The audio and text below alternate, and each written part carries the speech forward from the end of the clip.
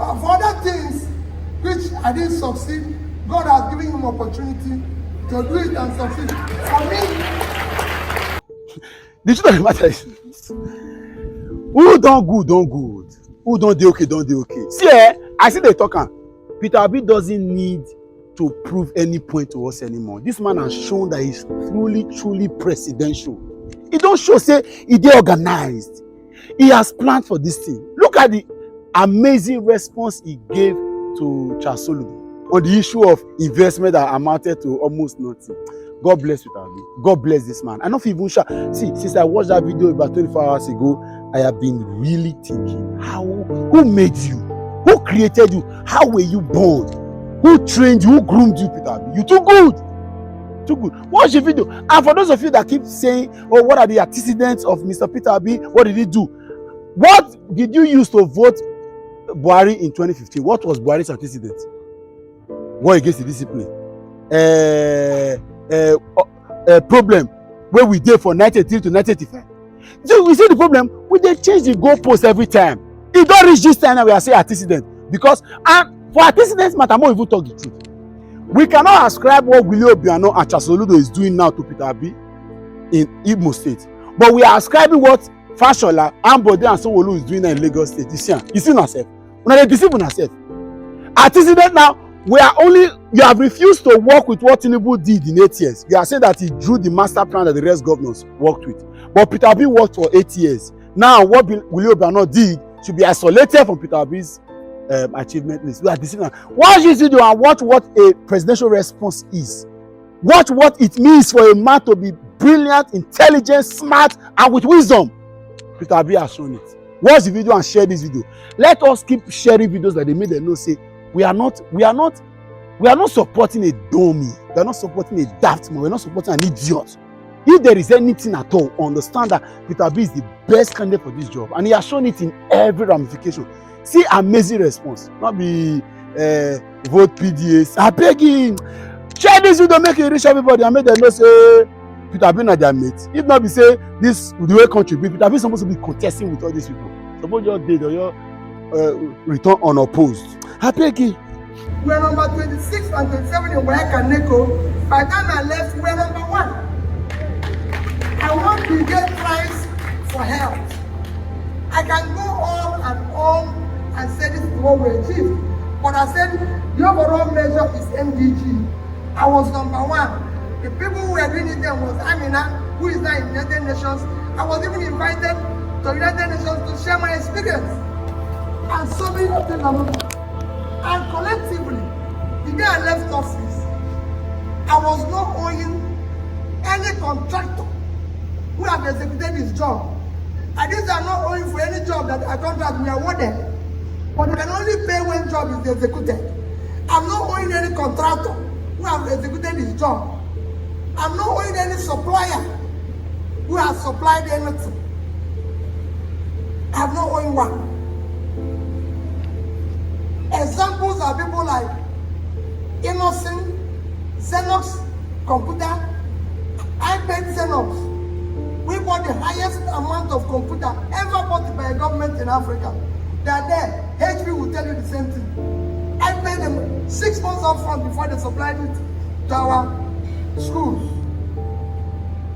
I paid Innocent 1 year before they delivered any car. You can go this and it's on tape, so you can go and verify all this. Above this, I decided from day one that we must have a savings as a state, and we must save at least 10% of my total receipt by the time I leave government. Total money I received while I was governor, Anambra State received, whether it's local government, whether it's state, whether it's our local revenue, IGR, everything was about 500 and something billion naira, out of which they are left office. We had in savings 75 billion naira. And this is how the money was shared, so that you know which one is mentioned. Only one that is bad. The money we saved is A, we saved in dollar. In 3 banks in Nigeria, some of you are working in those banks. Access Bank, Diamond Bank and Fidelity Bank. In each of this bank, I had a saving of $50 million. Didn't say no. And they were invested at least interest of 6.5%. If you calculate it today, as at that time, it was equivalent of 25 billion, because there were 150 something, 160. If you calculate today with interest, it's about 250, at least $250 million. These three banks are there. I have in each of these banks, again invested at least 10 billion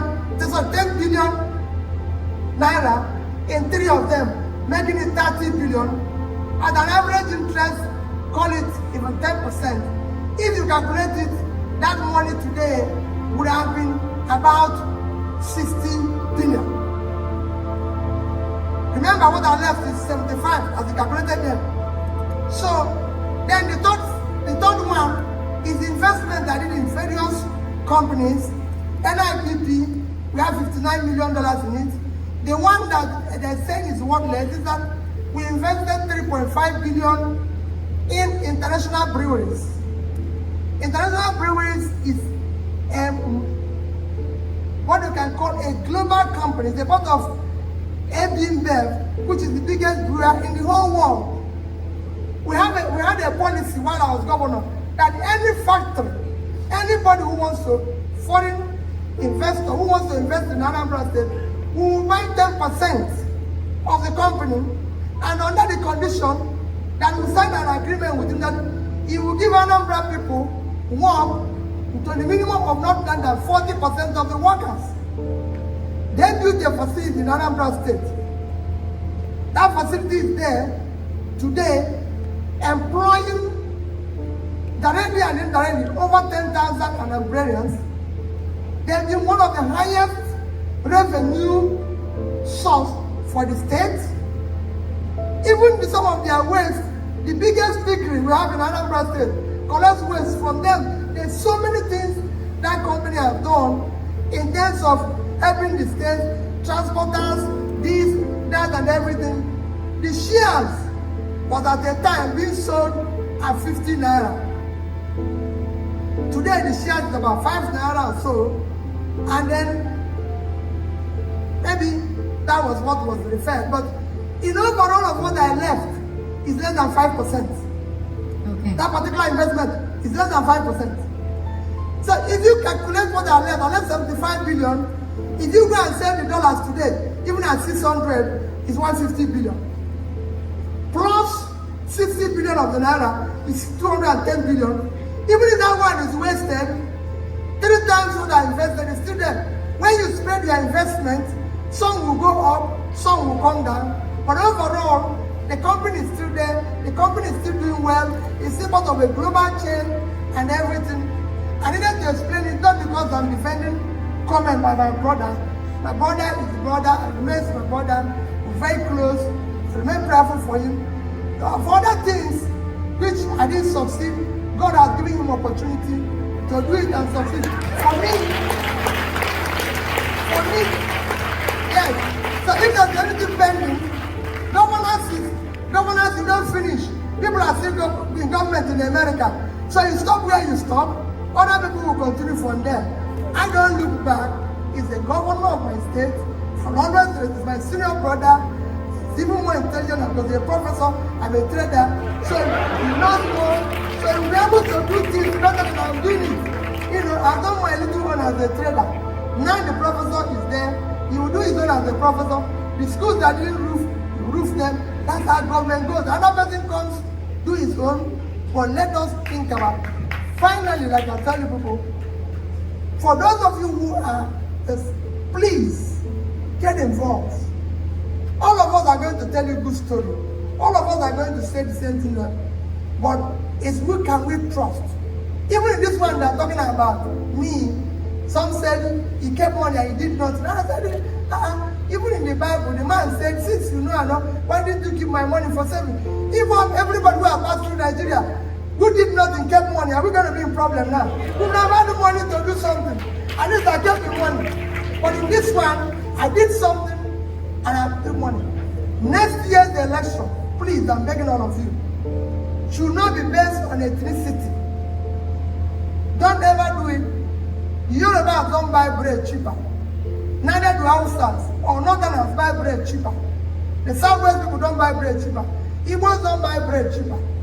Let nobody tell you about ethnicity. Everybody's suffering. Do not do it because of religion. No religion buys anything cheaper. No, there's no religion that have one total ethnicity.